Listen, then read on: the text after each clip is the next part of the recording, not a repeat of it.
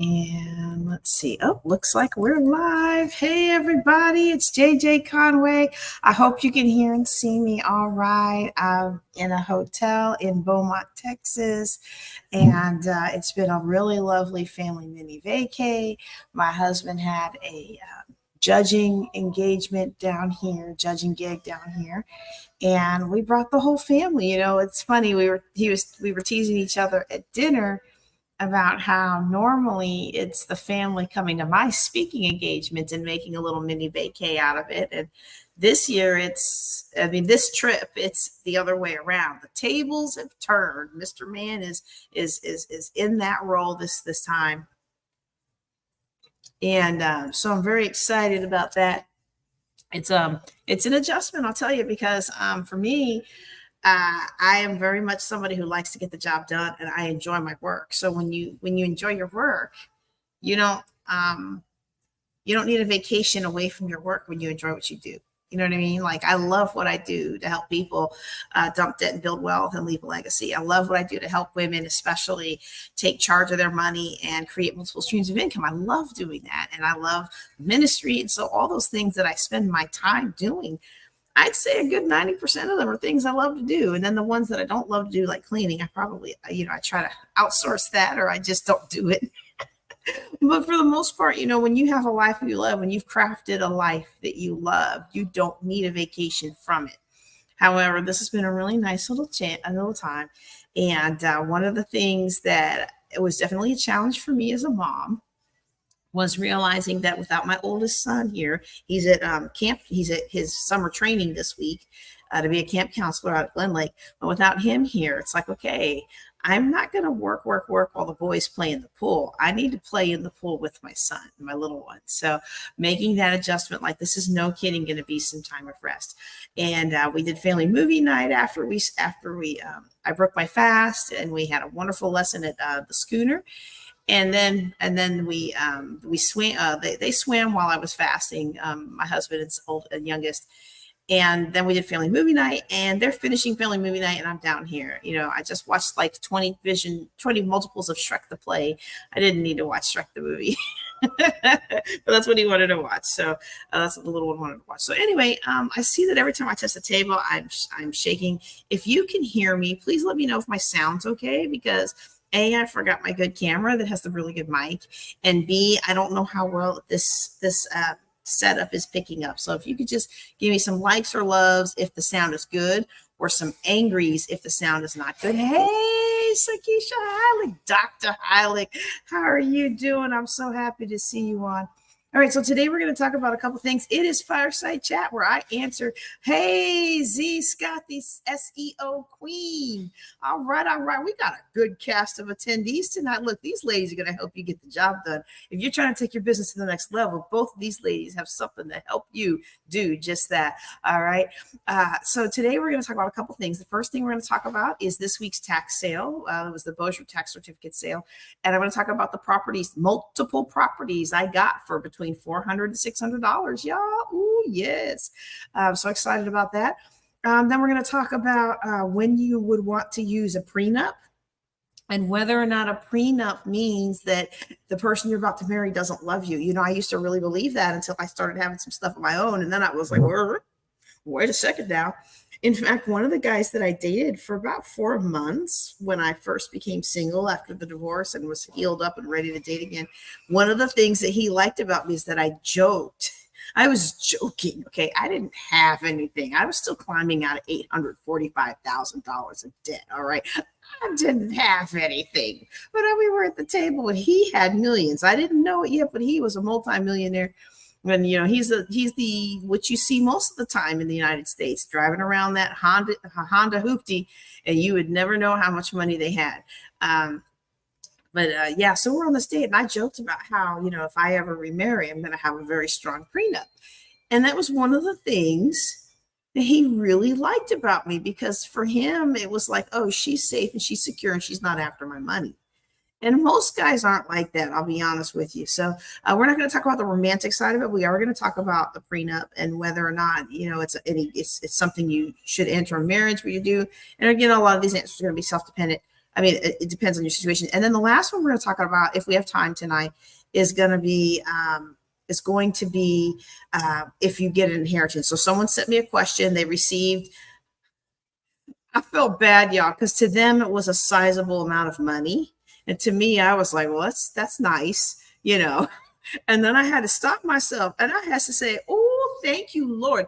Thank you, Lord, that sizable amount of money to them was just, that's nice to me. Okay. So I really do thank the Lord that he has done a work in my life and he has changed things around. And I'm not $845,000 in debt anymore, putting cardboard in my son's shoes, going around to the different stores to try to find free food samples. I didn't have no money for food. Like I thank the Lord that he has brought me up out of the miry clay and he has set me up on a high rock. Amen. Amen. All right. We're going to go to church tonight. All right.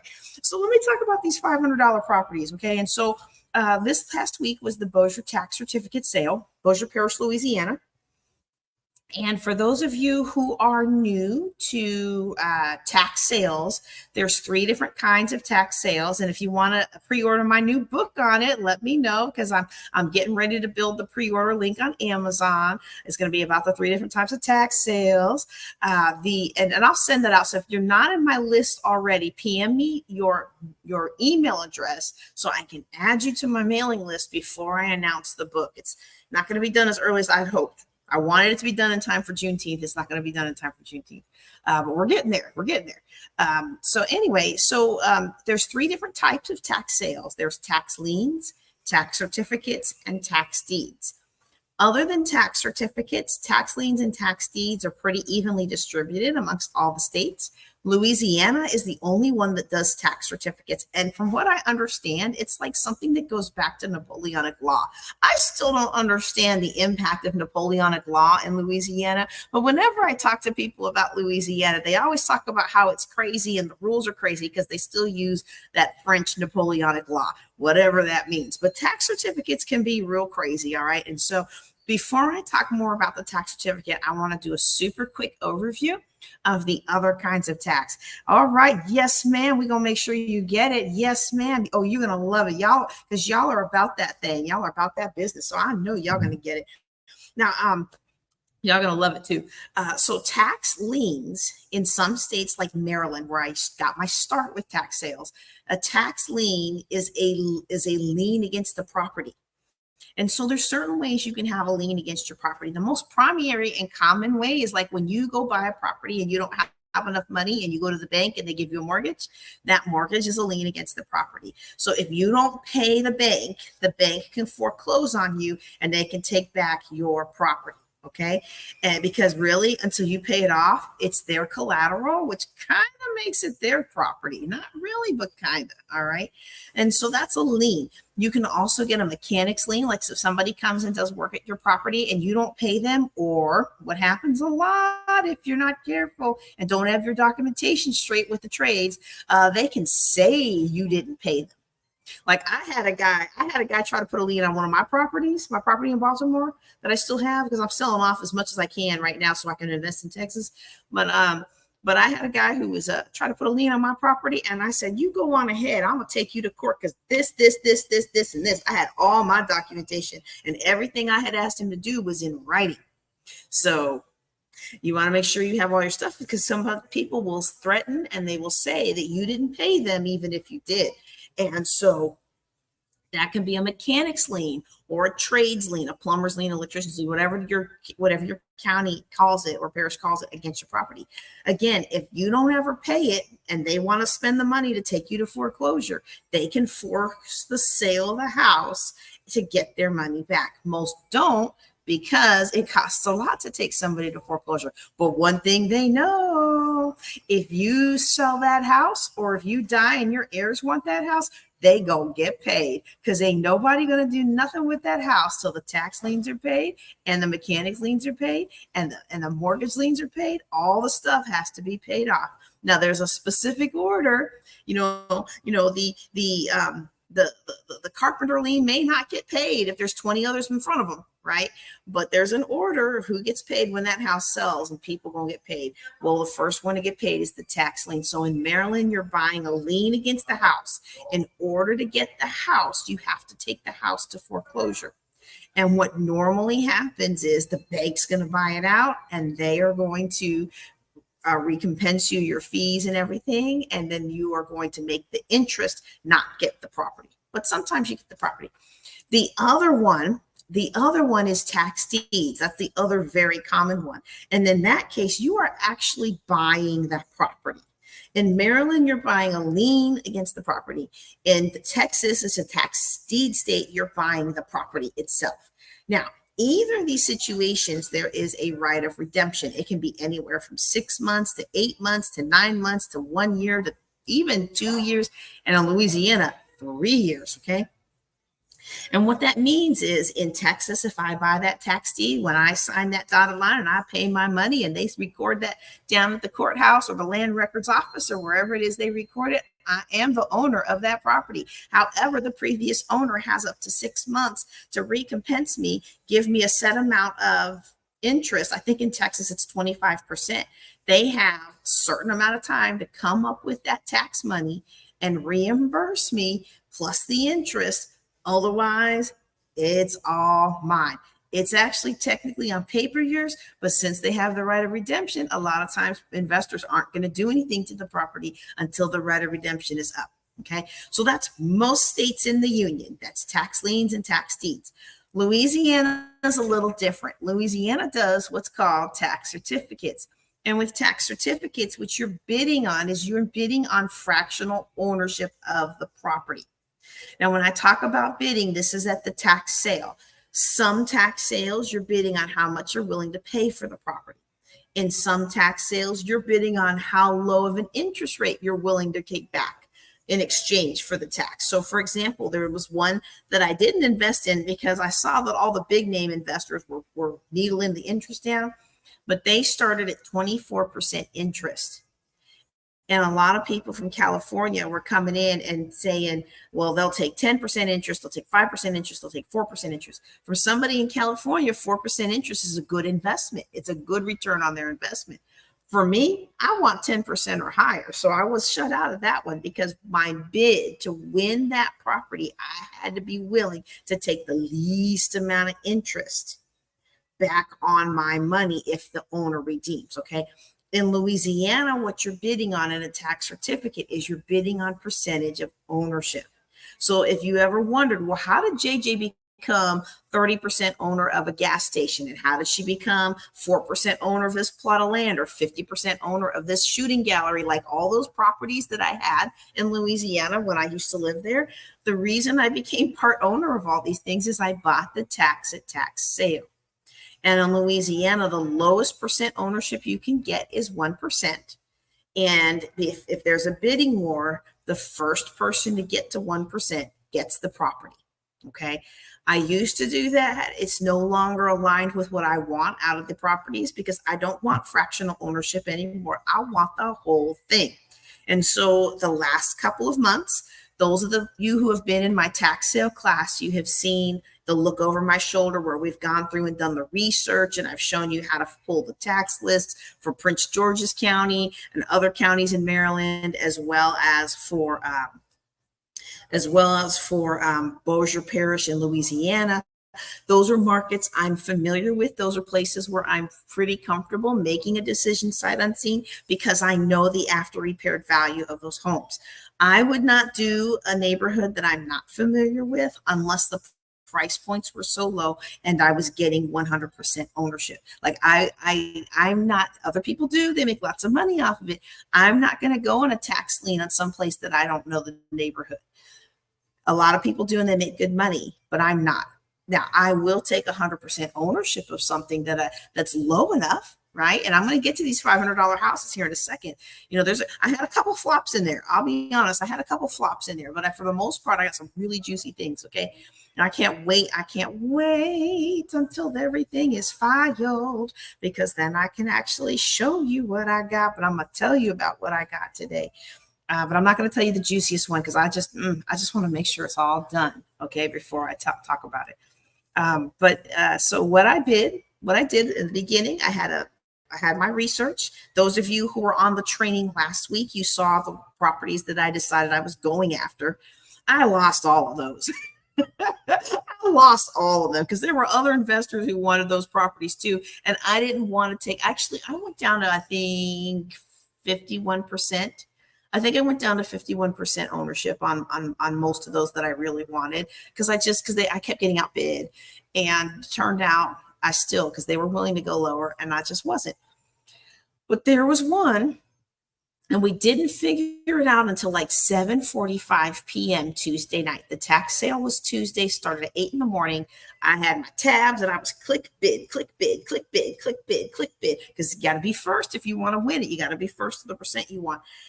And then what I did, and what a lot of investors do, is they see what goes in the first flurry in that first hour. And then after that, they do what's called unbids. And that's what I spent the rest of the next couple of hours of that training doing, is walking everybody through. Everybody was looking over my shoulder. You saw live my mistakes and my faults and failures and my joys. Well, one of those properties that I lost actually wasn't the property that I thought it was. Whatever Civic Source did when they generated the file, the links to the properties got mixed up.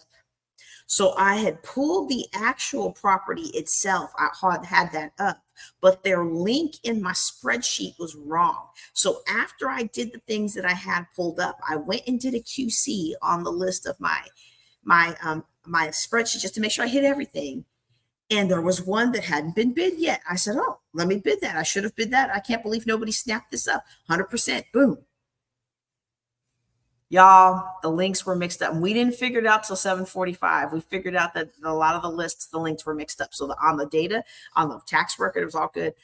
Y'all, this property is the one that's the juicy one I can't wait to tell you about, but I'm not going to tell you about it today. But what I am going to tell you about is there are several. I won 8. I won 8 properties yesterday, and all but one of them were Tuesday.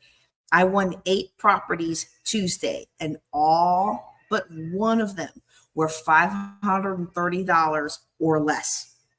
And what does this mean? What does this mean? What does this mean? What does this mean? What this means is, because Louisiana has a 3-year right of redemption, I am the 100% owner of all these 8 properties. Okay. And some of them are land, and some of them have a trailer on them, and some of them have a house on them. And one of them, it looks like that house is really dilapidated and probably needs to be torn down. And if you were in the tax sale training, you heard me walk through the use cases for each one. I remember what Sherman Ragland taught us way back when I got started in Bowie, Maryland. He said, don't ever buy a property if you don't have at least 2 exit strategies. All right. And so preferably 3. But those of you who are on that training, you heard that because you saw me do it live. Now, if you weren't on that training and you would like to get the video of how I walked through and researched these properties to make sure I felt comfortable about buying them, then you can go right now to, what's the link? I don't remember the link. Hold on. Wait, so wait. I have the actual page pulled up here, but what I don't have is the little quick, easy link. You know how you shorten your links? I don't have the shorten link in front of me. I don't remember what it is, but I'm going to go ahead and post it in the chat, okay? The 3-hour marathon from 8 o'clock Tuesday morning to like 11 or 10:50 something, okay? It's almost 3 hours. That video, those of you who are live, you were in the room when it happened. That video didn't come out. I was using a screen recorder instead of Zoom, so I wouldn't have to lose y'all when I was going back and forth on all the different screens. But I always use a backup recorder, so you do have my audio. If you want to hear that, you're going to get that 3 hours. You're going to get the 2 hours we spent last week. You're going to get the 2 hours we spent last month, and you're going to get the evening session that I did where I walked back through the last remaining unbids and I recorded both during the group coaching that we did on Tuesday, as well as a little quick evening session once I got back home that night. I had like 45 minutes of the sale left, and I had so many that I didn't even have time to research. But I wasn't gonna research until I knew I could get 100% ownership. Because what happens again in Louisiana is I could get 49% ownership, and yeah, that's great, but it's not mine. And if you have a big enough property, like a gas station is a sizable enough property to make it worth the $10,000 for me to go down to the court and have a lawyer file for me to partition the land and me get my partition of that. It's kind of hard to do with an existing structure, but the act of doing that is costly. It costs about $10,000 to $15,000. And so I'm not going to do that on a little, quarter acre with a trailer on it. I'm not going to do that. It's not even worth that. So if you are interested in the training, I just dropped the link in there. It's a Keep page. It has a workshop, Tax Sales 101 registration. Okay. And in that, it's the registration for the initial class we had in April. Once I finish editing everything, and once I finish loading everything into a course, once we get that all done, it's not going to be me. It's probably going to be a team member. That course is going to cost $199. Anybody who is registered or who has paid for the recordings, because the class itself has already happened, you will get it at the $20.24 price. So if this is something you're interested in, don't delay. Get out there before we finish it. All right. Before we finish editing and uploading everything. We're moving to a new portal. So there's a lot of things that are taking a long time. And because they're taking a long time, I'm letting people share in the benefit. Like, I'm not going to sell you something if I don't know how long it's going to take. I'm not going to sell it at full price because I don't know. It could be a couple of months before I get it out. I don't think it is with this one because I'm just going to dump.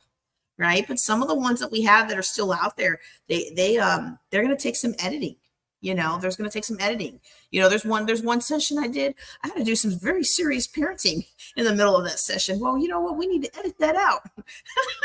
Another one that there was a tree that fell down and there was all these sirens and all these different things. Like, we got to edit those things. And then you can't, you don't just send, some people send stuff to AI or they send stuff to overseas and then they come back and the cuts have like in the middle of your sentence or something. So I'm going to take the extra time and have people do it who are going to do it with quality. But yes, so the training, you'll see that. And if you were on, you'll know which properties I got, because at the very end of that, I walked through every single one. There was one that I probably shouldn't have got, but I had gotten a group. They were all together and I was 100% owner of them for like up until like 8 hours. And it was like right in the last hour, somebody outbid me of the early parcels and I got stuck with the last parcel. And I say stuck, if I'd have gotten all of them, it would have been great. But the last one, I don't know why they didn't take it. I'm going to try to sell it to them. But there's a couple of properties that I've got where one, we can actually put a renter in. Now, you might remember that I said in Louisiana, it is a 3-year right of redemption, which means even though I'm the owner now, well, in a month when they finish all the paperwork, right? It takes a few weeks for them to finish the paperwork. Even though I will be the 100% owner, the other people can come back at any time and they can pay their redemption and they can take ownership back of the property.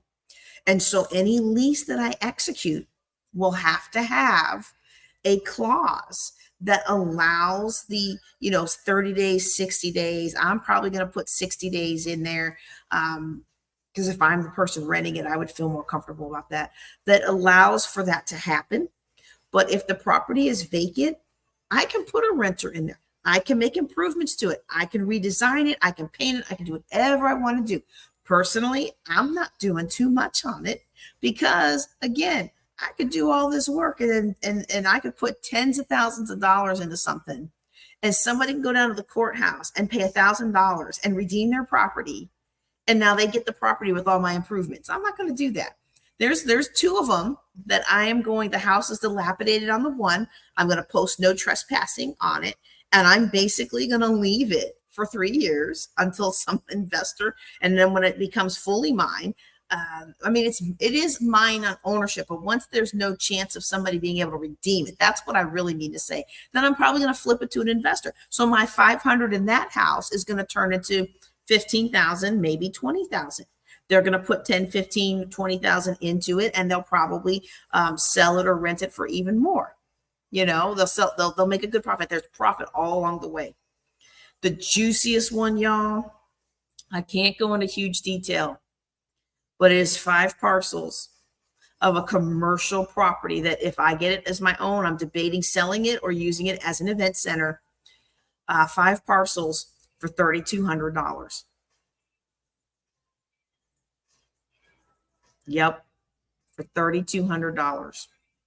And it reminded me of the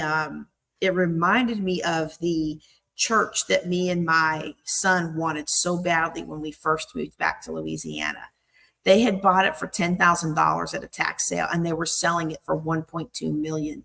And every year I would go back to them and ask if they're still selling, because it hadn't sold. Will they come down on the price? Will they come down on the price? And it eventually sold for 1.8 off of a $10,000 investment. And I'm doing all of this in my self-directed IRA.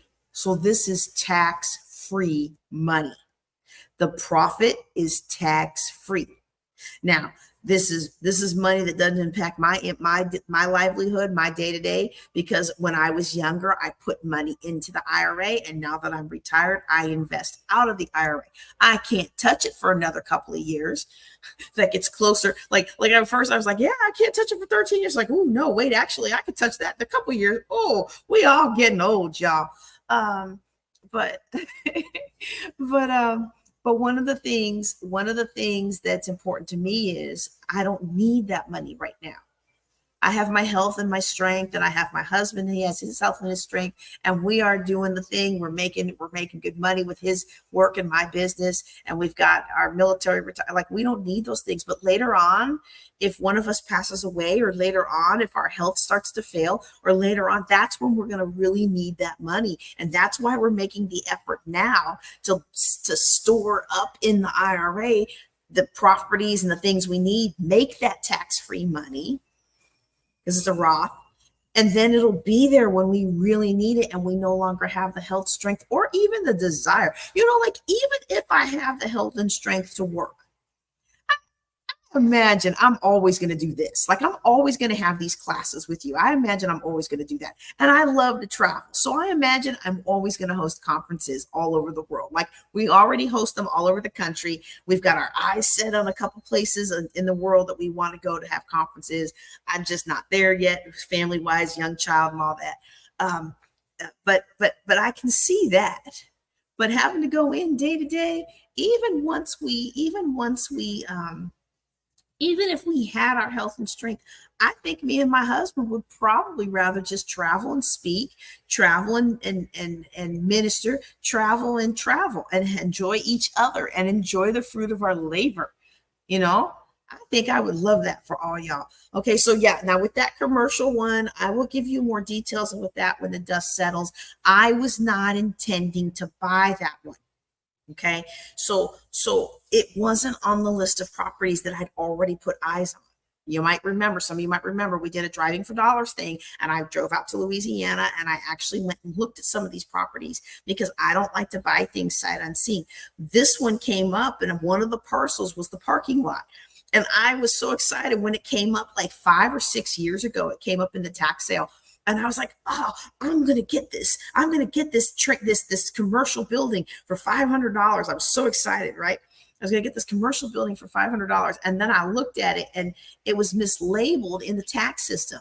So it wasn't the building. It was the parking lot behind the building. And I was like, oh, I didn't bid on it back then, because what am I going to do with that? I can't enforce that. I could build something else on it, but it's not enough space for me to tear up that concrete and build something else. And so now, and I just kept sitting there in disbelief Tuesday night, I kept telling my husband, like, I can't believe nobody's been on this. But in the system, it was not marked properly. In the bidding system, it was marked properly in the assessment system, but in the bidding system, it wasn't marked properly. And that's where sometimes as new investors, we feel like sometimes we can't get ahead. Like, you can't compete against the big guys. And I've had some property that I tried to compete against the big guys. And let me tell you something, the big guys got friends in the county or the parish offices, and the big guys got friends that are going to make sure you don't succeed if it would cost one of their friends succeeding. And so I learned that lesson the hard way. I said, oh, I'm not doing this again.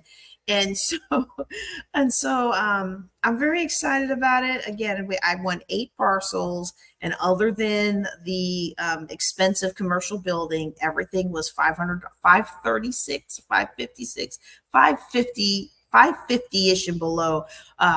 Everything was 550 and below. So like my entire check for eight properties, out of my IRA, which, I intended to spend more. Like I had a budget of $10,000, but my entire thing was $5,000, $51.96, something like that. And I got 8 properties, y'all. One of them is a true dog. It's a dog. I shouldn't have done it, but in my mind, I had a great use case for it. But once the dust settled, I was like, I shouldn't have done that. But it's $400. It's not that big of a deal compared to this other stuff that I got. All right, so now let me see what are some pitfalls about doing it like that. Okay, so in Louisiana, it's a 3-year right of redemption, which means I have to pay the tax every year for the next 3 years. So those of you who were in the group coaching Tuesday, you saw me walk through that with this commercial property. Like, here's how much the tax is last year. Here's how much the tax is probably going to be each year in the future. Let's calculate all that out for the next 3 years and make sure that I really want to do this, because it's not just the tax today. It's not just the $500 today. But the cool thing, hey, Dennis, the cool thing is that most of those properties that were like $500, they're so small and so rural that the property tax on them was like either between $34 to $100 a year. I'm like, even with that dog that I shouldn't have got, it was a strip between 2 other properties, and I'm like, oh yeah, I can sell that. I can sell that to the neighbor. The tax is $400. I can sell that to either of the neighbors for $1,000. That's like a 250% rate of return. Like, boom, done. Right? Well, yeah, I probably shouldn't have bought that. I could have put that money elsewhere.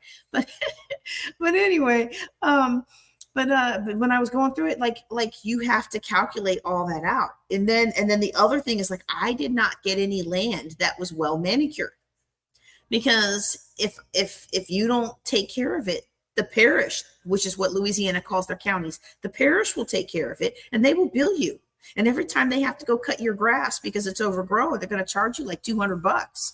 I'm not trying to do that. So I made to look very carefully. Okay, if I'm buying this plot of land, is it attached to a neighbor, or is it being used, or is it being, is it one of those that's not developed? And so, like, there's a lot of trees or it's a lot of brush. It's already not being taken care of. So nobody's going to come after me to take care of it. Or it's in an area outside of town or on the edge of town where I'm not going to have to worry about that. But I do have to worry about that tax. If I don't pay that tax on that commercial property, and that tax is going to be about $1,400, $1,500, $1,500 a year. If I don't pay that tax every year for the next 3 years, that will go back to tax sale, and somebody else will get a percentage ownership of that property.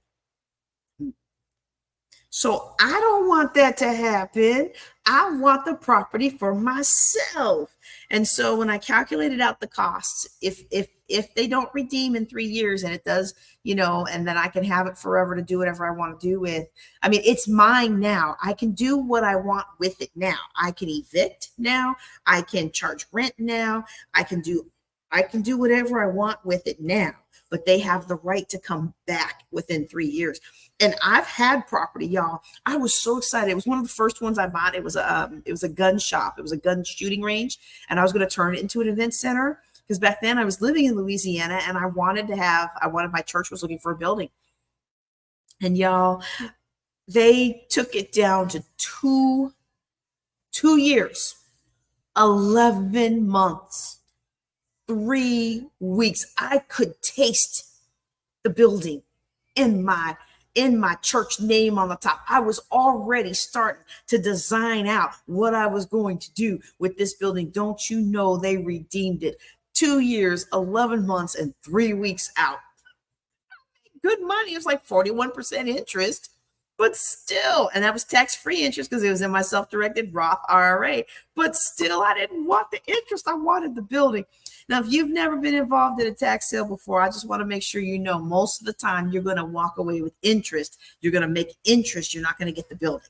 But my mother-in-law, my ex-mother-in-law, the very first one she did, she got the building, and it launched what is now today, from them starting off bankrupt into a multi-million-dollar business that's international, y'all. So I love it. I love it. I love it. It's one of my favorite ways for people to get started in real estate investing. And so if this is something that you are interested in, I encourage you to go out now. I'm going to drop the link in the chat again. Please don't ask me to say the short link because I don't remember what it is. And since I'm in a hotel, I'm not going to switch screens and go log into Bitly or Rebrandly to try to figure out what that short link was. Okay. But just go out there, make sure you're registered in my, my mailing list. If you got the announcement for tonight's class, then that link is in that announcement. Okay. But go out there and get and register and buy your seat before we finish the class and we edit all the things that we've done so you can actually, no kidding, see it. And then you'll see the use cases that I talk about. But unlike, people say they can't afford to buy a house. They can't afford to buy real estate. If you will get yourself out of debt and build up enough savings, if you will do the investing in your IRA now, you don't have to get a self-directed IRA just yet, because a self-directed IRA is one where you control the investments. Just open up a Roth. Go to Fidelity or JP Morgan Chase or one of them starts with a V. Go to one of those big brokerage houses and open yourself a Roth IRA and start putting the legal amount in there. And then 10 years from now, you'll have something that you can invest with.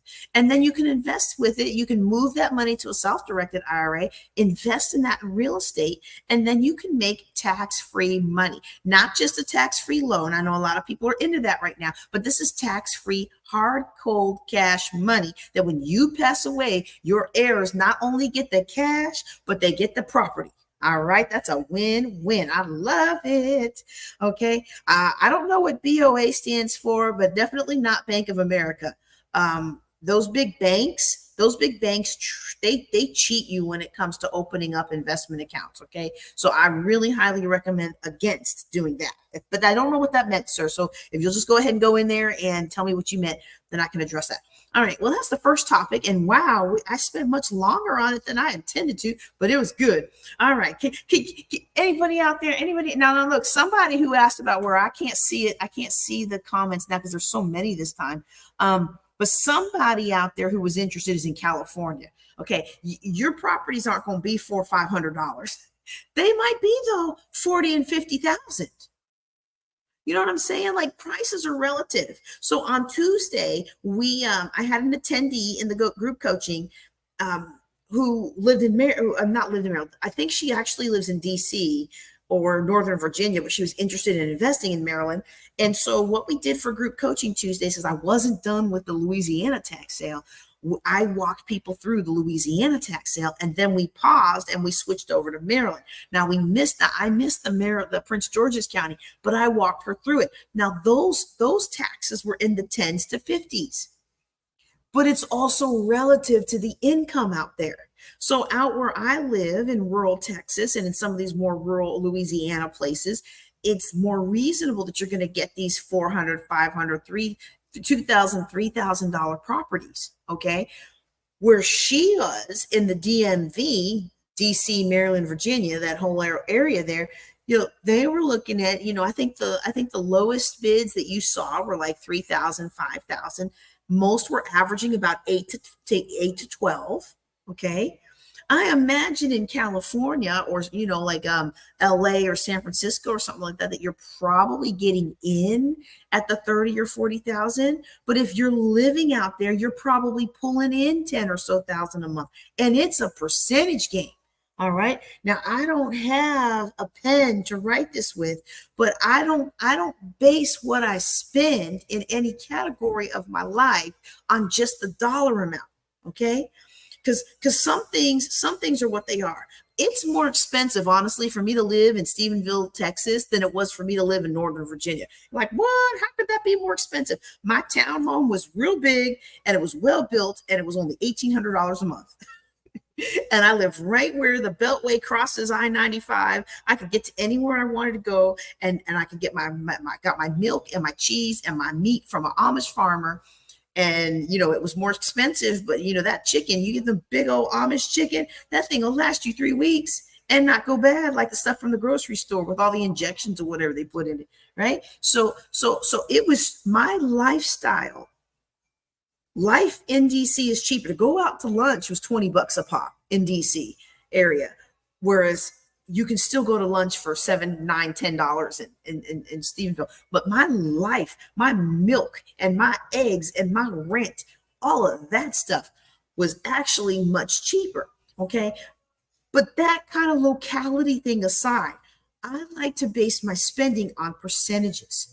And so there's some very established rule of thumbs, they call it, in finance, where, like, for example, for your house, you shouldn't be spending more than a third of your take-home pay to have your place to live. And that includes what you're spending on your rent or your mortgage, including your utilities, your lights, your gas, and all the things. Okay. All of that should be no more than a third of your take-home, no more than a quarter, 25% of your gross. And personally, I'd rather it be no more than 25% of your take home, if possible. So what does that mean? What does that mean? If you lose your job and you can't move in with family and you can't find another job after 3 or 4 months, that means you find another place to live. It's hard to do. But if you will live in the percentages, you will not have to worry, because the percentages will always work out. So once you're debt free, one of the percentages that I really like is invest 20% of your take home income or gross, whatever you prefer, but at least of your take home. Okay. If you can, because if you invest for 20 years at 20%, you will make enough money to keep continuing your lifestyle. You will make enough money through your investments in the stock market, or if you're smart about real estate, you will make enough money to make sure that you can always maintain your lifestyle. Okay. And so, yeah, no, sir, I wouldn't get your IRA through Bank of America. I would go through one of the brokerage houses. The banks will offer free financial planners. They'll make you feel like a VIP superstar with a little special room and everything like that. But they really do charge a lot more. And unless you make a ton of money, there's no need for you to pay a ton of money to make more money. Okay. So for most of us with like a 2 million or less net worth, there's really no reason you can't just go out to Fidelity or I keep wanting to say Vanderbilt. It starts with a V, the Chase, Fidelity, and the V1, whatever it is. There's no reason you can just go get one of those no-cost ones. They're no cost. They know that it's not the best product for long term because it's just going to follow the market. And if you invest in better products that have a little more cost, or maybe more managed by someone, you can do better. You can do better over time. But unless you're making enough money to make a difference, it don't make a difference. Okay, that's a whole nother discussion. Okay. It's a whole nother discussion, but please, whatever you do, set up your Roth IRA and start investing in that market now, because even if it's $300 a year, maybe $100 a month, or maybe even $25 a month, even if it's not a whole lot, you do that every year for the next 10 years. And then 10 years from now, when you're ready to invest in real estate, that money will be there. It's the same with any kind of savings. Okay. So what are some percentages that I like people to do? I like people to do 10% in their giving. I always give I'll admit lately I have been waiting until all the other payments come out and all my rent payments come in, and then I've been giving my 10% to the Lord. So I've got to recycle that back and get back to basics. But I usually, I'm telling on myself now. I usually like people to do 10%. I usually recommend 10% to the Lord, to giving, to your faith, and then 20% of your investments 30% of your housing costs, and then the rest is the rest, whatever it is you want to do with it. If you can live your life, I'm telling you now, money is a numbers game. If you can live your life on 40% of what you bring in, and you're investing 20% of what you bring in, and you're giving 10% of what you bring in, you will always be okay. Always. Because it's a numbers game. All right. Ooh, that was fun. That was fun. All right, let's see, what else was I supposed to talk about today? Because it's almost an hour now. Okay, so I'm going to talk about prenups real quick. And I started to talk about this in the beginning. I didn't even realize, like, I was just talking with this guy, and I didn't realize that me saying this endeared me to him. But most guys did not like it when I talked about financial things. In fact, I don't know, maybe some of the men who are watching today, you can jump on. Everybody complains, and they come to me. They come to me and say they want their wife to be better with money. But you know what they actually don't want? They don't want their wife to be amazing with money. They just want their wife to stop wasting their money. Or they want a girlfriend who is good with money, but they don't really want a girlfriend who's good with money. They want a girlfriend who is okay with money. They really say they want a girlfriend who's they're looking for a woman who's financially secure. They don't really want to, unless they obey to stay at home, play video games, and eat up all the girlfriend's food. They're not looking for a woman who really is good with money. They just want to, they actually deep down inside, and men, y'all can jump in if I'm being too stereotypical on this, but this is what I found when I was dating. And then when I was married, but geographically separated from my husband, this is what I found in running singles groups in 2 different states. So I know that what I'm saying carries some weight, but maybe it doesn't carry weight in all situations, but this is just what I have experienced. What they really, really want is they want somebody who needs them. They don't want a woman who's financially secure and don't need them, unless they're trying to sponge off of her. But what they want is they want somebody who isn't going to take all their money, who isn't going to spend all their money wastefully and recklessly, and isn't going to abuse the grace and the finances with which the man brings to the table. So I don't see any comments on that one. I hope I didn't offend y'all off of my broadcast today, but that's just what I found. That's what I found. So with this dude, I knew this dude and I weren't gonna last. I had run with this guy so many times, just by virtue of my job and where I was. I had seen and heard there's so many of this guy's dating stories. He would go out with a different girl every Friday night, and then we would hear all about it Saturday. And I knew this guy wasn't going to last. So I was like, just talking and joking. And turned out we actually went out a lot longer than I expected, based on his history of not liking no woman ever being good enough for him. And one of the things that endeared him to me is I talked about a prenup.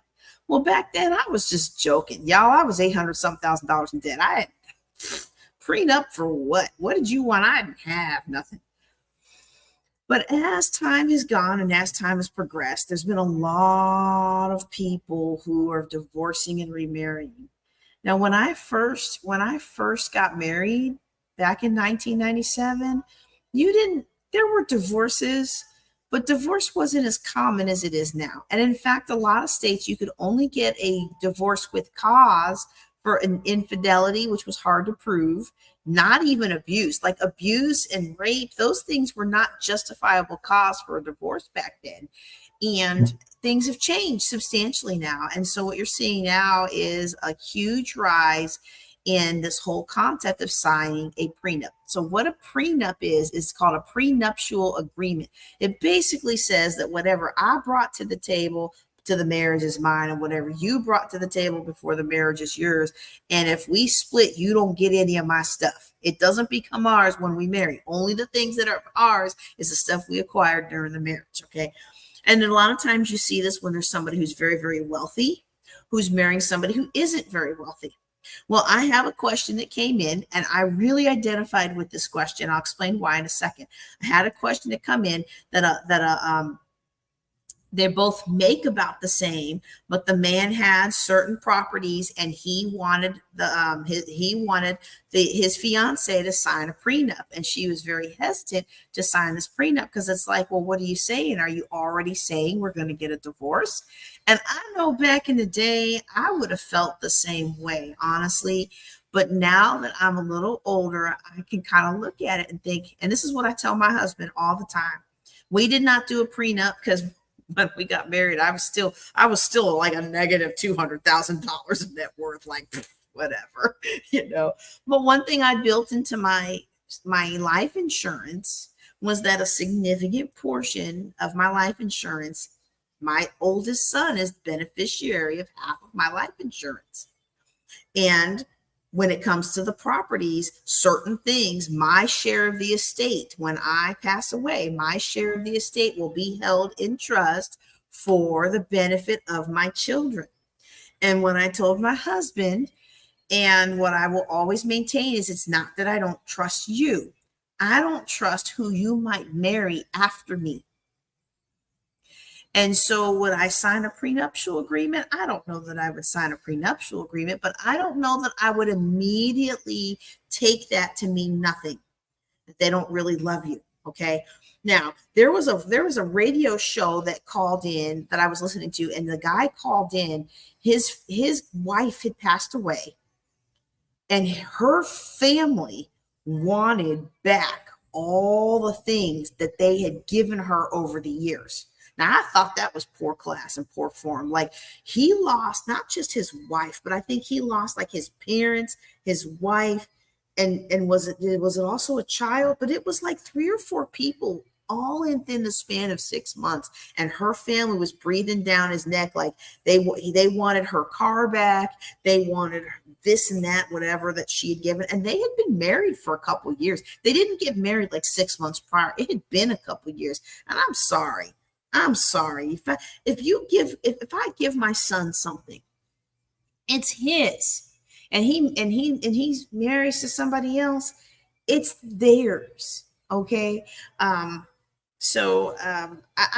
can look at those kinds of situations and I can see like, well, if you've got a family like that, you may love them, but you may not want to be attached to them for the rest of your life. You know what I mean? But I'm not going to say that a prenuptial agreement automatically means that the person you want to marry doesn't love you. There may be some very real generational and familial factors back there, attached to that. Like familial, I mean like the family. Like there may be things that person has that they only get to have if their family has a comfort level that you're not going to swoop in and take it all. And that may not have anything to do with them. And it's really, really easy to say, if you don't love me enough to not do that, then you don't love me enough to buck against your family. Well, you know what? My husband loved me enough. He did. But what's a really sad thing is to know that your kids don't ever get to have a relationship with their papa. And there's a lot of considerations that go along with that people have bravado, but unless you've lived it, you don't know what that's like. And I know that my family would probably say that my perception as a young person probably wasn't true, because I get that a lot, that people say that that didn't happen or this wasn't said. I think they're gaslighting, but who knows? We're not going to know till we get to heaven. But there's a lot that I missed out on because my mom had a black daughter out of wedlock. There's a lot that my sister and brother missed out on. And I don't think we can discount familial ties. Okay. I don't think we can discount the role of the family in our lives. And yeah, it's easy to say love is enough, but honestly, love in a relationship is like exposures to an entrepreneur. Everybody lives for exposures and everybody wants to go viral. But at the end of the day, exposures don't pay rent. And at the end of the day, love doesn't pay the rent. And love doesn't put food on the table. So we want to make sure that we're making sound, smart decisions, because if we are in love, or if the love is there, or if this relationship really is of the Lord, then all the other things will fall into place, whether or not the family is demanding a prenup. Okay. Ooh, if anybody has any question on that, go ahead and drop it in the chat. Yeah, I've really kind of changed my stance on that. But I mean, I didn't have a hard stance on it anyway, because I'm always like, you do you, right? Like, you do you. Um, I think about if my husband ever passed away before me. Now, the men in his family tend to outlive their wives, so I don't think that's going to happen. But if my husband passes away before me, I don't think I would ever remarry. I think the Lord would have to protect me from having boy toys. I don't think I would actually remarry because I mean, I don't need you to come in here and take away everything that I've built up for myself. I think I just want a companion to go travel with and stuff. I don't know. Anyway, this is getting way off topic. Let me see. I had one more question tonight. Oh, I like this one. Okay. How to spend an inheritance. Okay.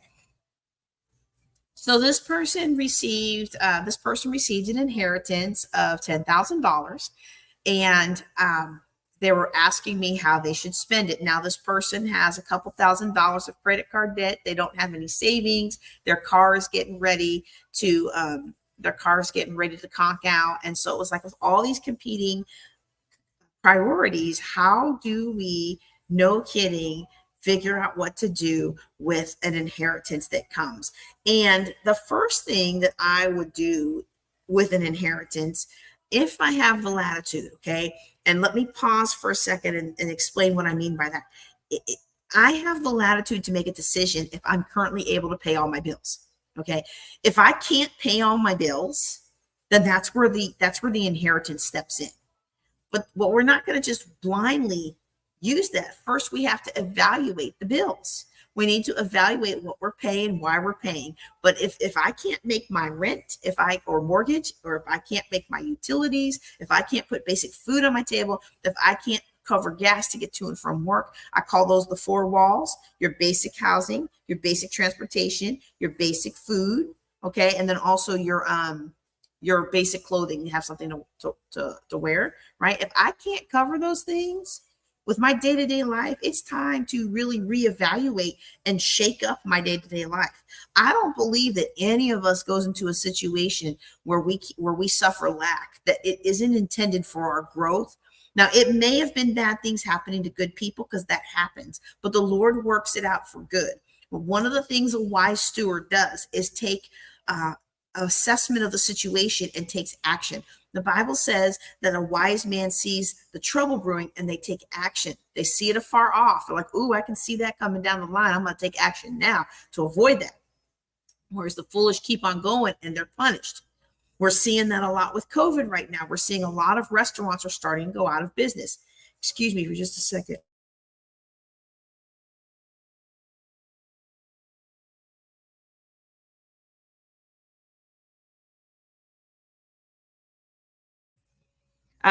Well, while I'm already paused, y'all like my new mug? It says mama, mommy, mom, bruh. And I saw this mug right after the first couple of times my 8-year-old called me bruh. And I'm like, I'm not bruh, I'm mom. Apparently other mothers have been struggling with this progression of motherhood as well. But anyway, we're seeing this with a lot of restaurants right now. A lot of restaurants are going out of business. And the standard line that everybody's giving is they never recovered from COVID.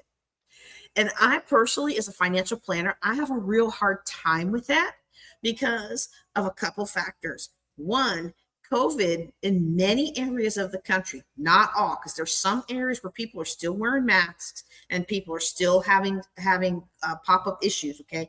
But for COVID in many areas that I frequent has been over for at least 2 years, the impact of COVID in that local area. For two, there are a lot of things that you can take action in the moment. And there were people like me who was doing the How to Survive COVID series for free financially. It's probably still out there. It's a whole series on how to survive. And I based my series on talking to proprietors who had survived 9/11. So y'all, those of you who are old enough to remember 9/11, when the terrorists struck the World Trade Center, everything travel locked up. The hotels locked up. People weren't traveling. Restaurants may have been still okay, but people weren't traveling. The airline industry, all these different things related to airline travel dried up. And so I talked to several proprietors who were involved in that timeline, and what they were doing then was exactly what they were now doing for COVID to prepare themselves and make sure they can weather the storm. And one of the ladies I talked to was someone who ran a Marriott in the town that I was living in at the time. And I'll tell you something. I don't know if they just had good training with all their, I don't know if they're franchisees or if they're individual owners or how that works. But I'll tell you what, when I went to my first conference post COVID in 2001, I think it was, where we went back to Orlando. The Orlando World Center Marriott was investing $41 million in an expansion of their conference center. Don't tell me people didn't know how to weather that storm. Some companies knew how to weather that storm. A lot of us just didn't want to do it. Okay. And so it's I'm going to answer the question about the inheritance in just a second, but I really want to hammer this home. We have to not just experience life. We have to learn from it and grow from it and take different choices and make better choices and take different directions and take all of this in and allow it to grow us, elevate us, and make us better. If I get to have that event center, like I have a dream to have an event center that's large enough for my entire church's general assembly. That's a dream I've had for over 20 years now. If I ever have, actually 25 years, actually 1999 is when I first came in contact with another church who does that. And I said, I want to do that for my church. If I was ever to do that, I now am equipped with, here's what you do in a strategy of a situation where everything shuts down and there's no travel. There's nobody filling your event center. There's nobody having events. There's nobody booking rooms. Here's what you do. And what we need to do as individuals in our own families, as individuals in our respective ministries, and as individuals in our businesses, is we need to take these lessons and get them down pat so that we are prepared for the next time. Because I can't guarantee what's going to happen 10 years from now, but I do know 10 years from now, we are going to be fighting something else. There is something else that's going to come along, and it's going to make it difficult for people to live. It's going to make it difficult for people to work. People are going to lose their money, either the stock market or the real estate or whatever it is going to be. There's always something every 10 to 12 to 15 years, always. If you go back and look over history. In fact, one of the pieces that I saw in COVID, it said, if you were 100 years old today, you would have been through all this stuff. Was it like Spanish Americans, something war, the Spanish flu, World War I, World War II. You would have been through all these things, the stock market crash. Like, you would have been through all these things. And we are going to go through all these things. So it is important to get our house in order. It is important for us to put ourselves and our family on a firm foundation right now. Okay. So to this young man or woman who has the $10,000 inheritance, I didn't go back and ask more questions. Sometimes I get the contact information. Sometimes I don't, because I do allow people to ask anonymous questions. They did have a significant amount of debt. They didn't say if they can pay their bills or not pay their bills.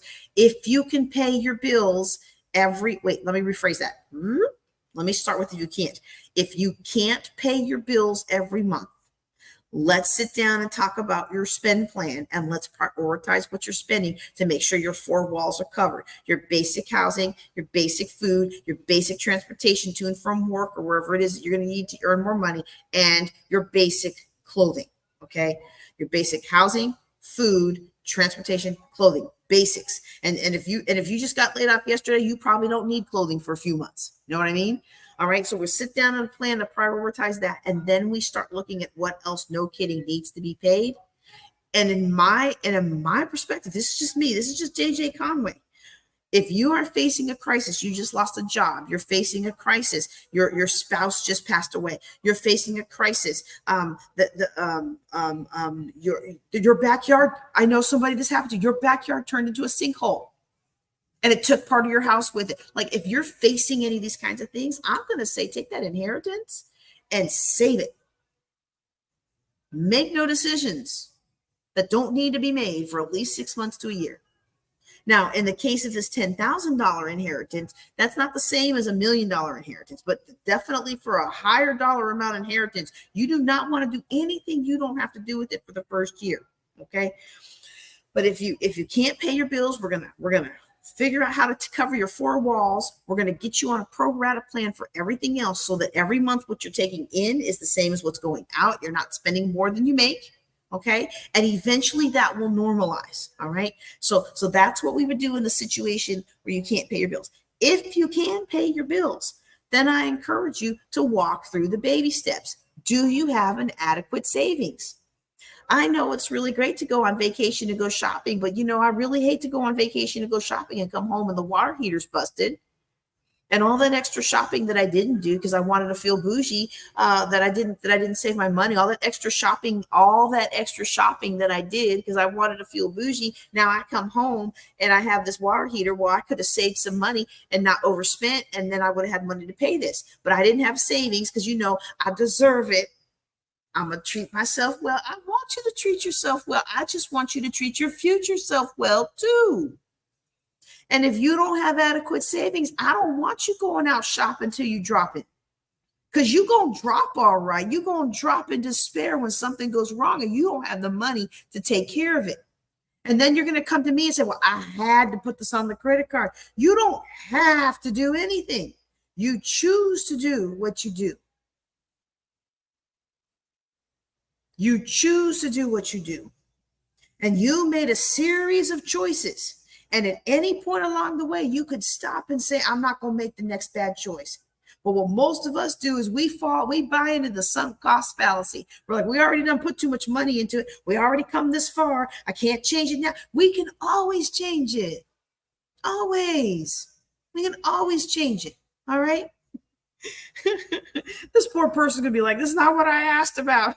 That's okay. Your question is allowing me to help somebody else that really needed to hear it. All right.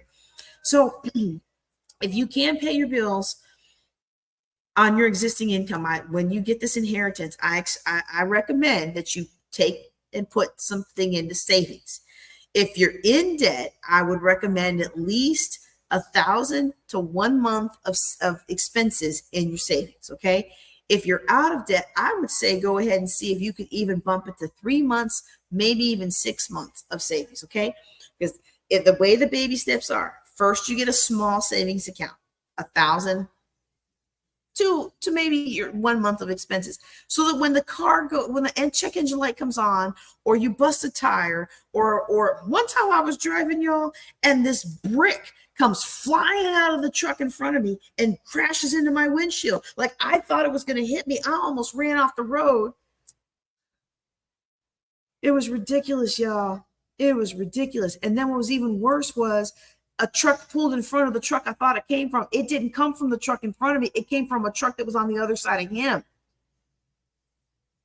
Yeah, it was ridiculous. And so I was like, oh, that's why the people in the truck next to me were looking at me with like horror on their faces, because they dodged it and it hit me. So, I mean, when stuff like that happens, you got to have a little savings or padding. Otherwise, most of us are going to go right back into debt. I didn't go into debt getting that windshield fixed. In fact, I didn't get it fixed for a long time because nobody believed me that it actually happened. And I wanted a reminder that I wasn't crazy, because I had a real bad car accident that ended my military career. My mind wasn't the greatest, So whenever something like anytime I said something that was a little out of the norm, people thought I just made it up. So that was a really tough time in my life. So it took me a long time to get that thing fixed. But I was like, I'll never forget. I can still visualize that brick coming to my windshield. But when stuff like that happens, you want to have a padding so that your bad day becomes an irritation, not a, oh no, what am I going to do? It's just like, this is frustrating. Okay. I'd rather you be frustrated and have the money in the bank to take care of it than to be stressing out because you're going to have to choose now to fix your windshield or feed your kid. I've been there. I don't want you to go through that. All right. The next step in the baby steps is going to be getting out of debt. And I know a lot of people disagree with me on this. I find it interesting, the number of people who disagree with me about getting out of debt, and they will cite some financial planner out there. And I'll be like, in my mind, I'll be like, I know that person in person. They live a debt-free lifestyle. They'll teach you about debt. They'll teach you about debt, how to leverage debt, because they know that that's what sells. Everybody wants the easy button. Everybody wants to get, everybody wants to push a button and become a millionaire tomorrow, right? And so they know that that's what sells, and they'll teach you how to do it. And they know that people like this fallacy of math, like, oh, I'm gonna leverage all the credit card interests, and I'm gonna come out ahead. And they know, because we've had the conversations one-on-one, that if you cared about math as much as you pretend to when you're trying to get out of getting out of debt, when you're trying to get out of the need for me to tell you get out of debt, they know that if you cared that much about math, you wouldn't be in debt anyway. Because what do financial planners call interest? They call it a penalty. It's a penalty we pay for not being patient. It's a penalty we pay for being undisciplined. It's a penalty we pay for using somebody else's money. All right. And they don't like to waste money. If you ever talk to real financial planners, real financial people do not like to waste money. All right. So I would recommend getting out of debt, and we can put together a strategy for you how you can do just that. The next thing I would recommend is your 3 to 6 month savings account. And if you have this inheritance, again, I am not saying do all this tomorrow. Initially, you're going to park that money and leave it alone for 6 months. You inherit a house, you inherit a car, you inherit any of these kinds of things. Yeah, you want to keep the car running, get the oil changes on it. Yeah, you want to, make sure the mortgage is still getting paid on that house if there is one. But don't sell the house in a huff. Don't do, I remember someone. I got to make up different things so you won't know who I'm talking about. But let's just say her husband had a yacht. He didn't have a yacht. He had something that cost as much as a yacht. But let's just say, for purposes of discussion, her husband had a yacht. Some guy came and sweet talked to her. She just gave it to him. Just gave away this and gave away this and gave away this and gave away. The woman gave away millions of dollars of stuff in her grief. And I don't want you to make that mistake. Okay? So, so once the dust is settled and the feelings have been felt and the processing has happened, then we move forward with the things that I'm recommending you. But for the first amount, park that aside and just allow yourself to grieve and allow yourself to seek, what would this person have me to do? Okay. So after we're out of debt and after we have our 3 to 6 months account, then the next thing that I'm going to recommend, normally in a normal situation, I would recommend that you start investing 15 to 20% of your income. If you're, you make sure you bump up those contributions at work so you get all the matches, get your self-directed IRA if that's you're interested in doing real estate or something, or just a regular IRA, but make sure it's a Roth version so you're paying tax on it now, but you don't have to pay tax on the earnings later, right? And then if you have kids, start saving up for their college education. Like, I recommend you would do all of that after you're out of debt and you have a big 3 to 6, or in some cases 12-month savings account. Okay. But if you are dealing with inheritance money, I think it's important to kind of ask yourself, what did the person who left me this want me to do with it? I'm not saying you have to. You don't have to. You can do whatever you want with it. It's yours. But it might be nice to consider, what did this person want from me, if anything? Maybe they wanted you to get outside your comfort zone and get a degree in something that you always wanted, but you felt like it wasn't practical. Maybe they wanted to give you a treat, let you travel on a nice vacation because you're always working so hard for everybody else. Okay. You can't pay your bill. Now, don't hear what I did not say. You can't pay your bills and you get a $10,000 inheritance. That $10,000 inheritance better not go to a trip. Okay. If somebody wants you to have a trip, ask them to book it for you.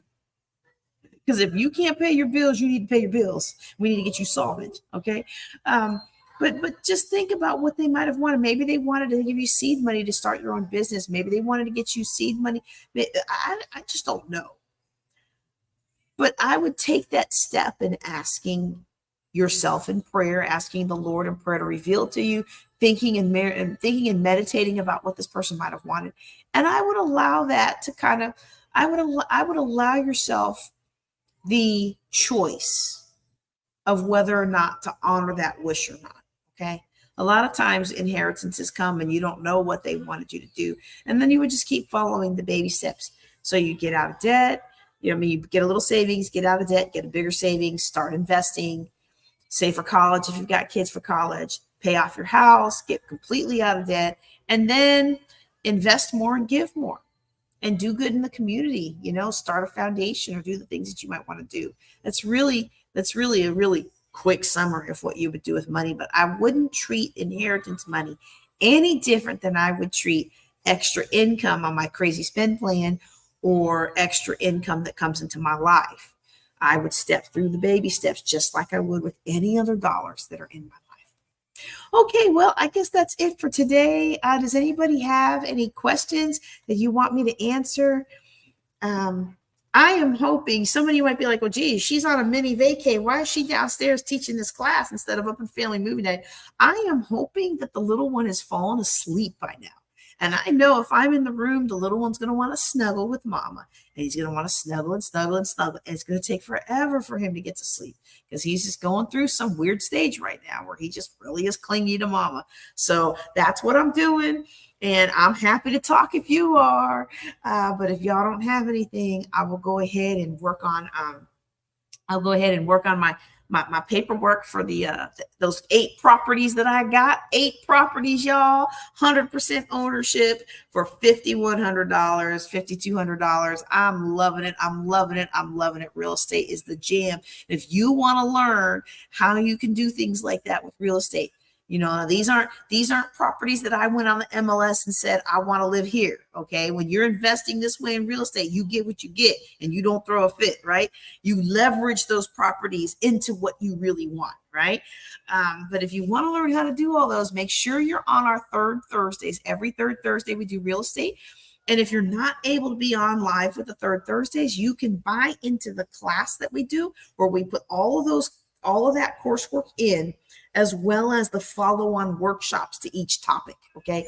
So we just wrapped up our tax sales deep dive, and we had a foreclosure consulting deep dive, and we're going to be doing a part 2 of the foreclosure consulting deep dive.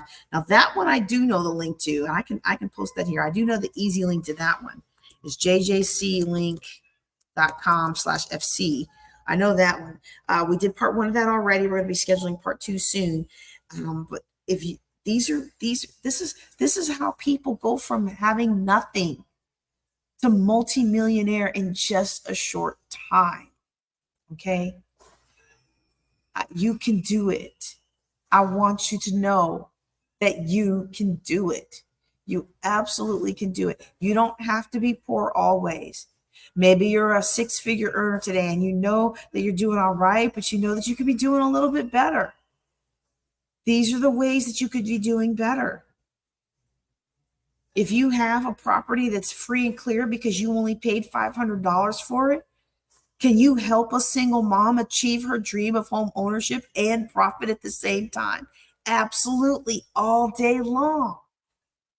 You can take if you get a property for $600, you can have somebody rent to own that thing for $200 a month.